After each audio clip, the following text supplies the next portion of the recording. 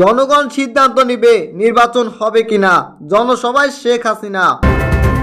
আওয়ামী লীগ সভাপতি প্রধানমন্ত্রী শেখ হাসিনা বলেছেন, আগামী 7ই জানুয়ারি নির্বাচনে নৌকা মার্কায় ভোট দিয়ে সবাইকে জয়যুক্ত করে অগ্নি সন্ত্রাস দল বিএনপি ও যুদ্ধ অপরাধী দল জামায়াতকে জবাব দিতে হবে।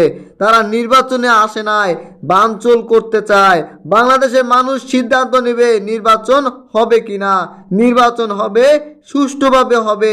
মানুষ তাদের সাংবিধানিক অধিকার প্রয়োগ করবে। রাজধানীর তেজগাঁও ঢাকা জেলা আওয়ামী লীগের কার্যালয় থেকে গতকাল শনিবার বাচুয়াল সংযুক্ত হয়ে কুষ্টিয়া, ঝিনাইদহ, সাতক্ষীরা, বগুড়া, নেত্রকোনা ও রাঙ্গামাটি জেলা নির্বাচন জনসভায় কথা বলেন শেখ হাসিনা। সমাবেশে নৌকা প্রার্থী উপস্থিত ছিলেন। এ সময় কুষ্টিয়া 2 আসনের নৌকা প্রতীকের প্রার্থী জাসদ সভাপতি হাসানুল হক ইনু উদ্দেশ্যে আওয়ামী লীগের সভাপতি বলেন, আমাদের সকল প্রার্থী এখানে আছে।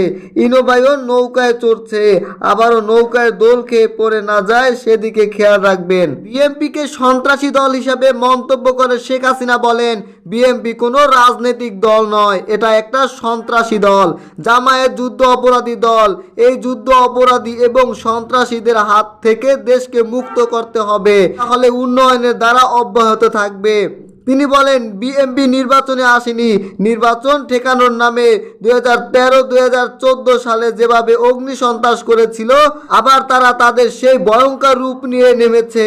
মাত্র কয়েকদিন আগে রেলে আগুন দিল, পিচ প্লেট খুলে ফেললো, আগুনে পুড়িয়ে মানুষ মারলো। বিএনপির নেতাকর্মীদের উদ্দেশ্যে শেখ হাসিনা বলেন, যারা পুড়িয়ে পুড়িয়ে মানুষ মারছে, পাপের ভাগিদার আপনারাই হবেন। তারেক জিয়ার কিছু হবে না, ও তো ওখানে বসে বসে জুয়া খেলে ভালো আছে। এখানে আপনাদের হুকুম দিচ্ছে, আপনারা নাচেন। কার জন্য নাচেন? ও তো এখানে আসবে না, ও তো দেশেই আসবে না। মা মরে মরে তাকেও দেখতে দেশে আসে না। এত সাহস থাকলে একবার দেশে এসে দেখুক না।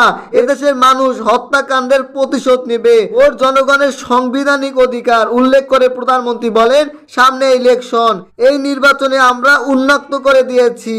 তার কারণ আমরা চাই জনগণ অংশগ্রহণ করুক, শান্তিমতো ভোট দিক। তিনি বলেন, উন্নয়নের দ্বারা তখনই অব্যাহত থাকবে যখন নির্বাচন সুষ্ঠু হবে। নির্বাচনের মাধ্যমে জনগণ তার মতামত প্রার্থী হিসাবে বেছে নেবে।